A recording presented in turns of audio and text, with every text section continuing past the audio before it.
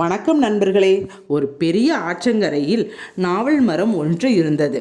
அந்த மரத்தில் ஒரு புத்திசாலி குரங்கு வாழ்ந்து வந்தது. தினமும் இனிப்பான நாவல் பழங்களை சாப்பிட்டு மகிழ்ச்சியாக இருந்தது.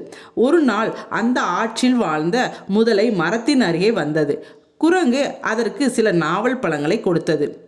முதலை அவற்றை சாப்பிட்டு மிகவும் மகிழ்ந்தது.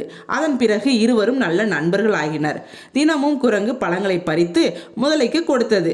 முதலை சில பழங்களை வீட்டிற்கு எடுத்து சென்று அவற்றை சாப்பிட்டு, முதலையின் மனைவி, இவ்வளவு இனிய பழங்களை தினமும் சாப்பிடும் குரங்கின் இதயம் எவ்வளவு இனிப்பாக இருக்கும், எனக்கு அதன் இதயத்தை சாப்பிட வேண்டும் என்று ஆசைப்பட்டது. முதலை மிகவும் வருந்தியது. ஆனால் மனைவியின் வற்புறுத்தலால் குரங்கை வீட்டிற்கு விருந்துக்கு அழைத்தது. குரங்கு மகிழ்ச்சியுடன் முதலையின் முதுகில் ஏறி ஆற்றை கடக்க தொடங்கியது.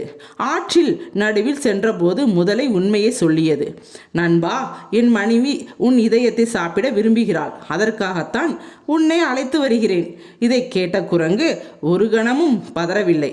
உடனே புத்திசாலித்தனமாக, அடடா, என் இதயத்தை நான் மரத்திலேயே வைத்துவிட்டு வந்துவிட்டேன்.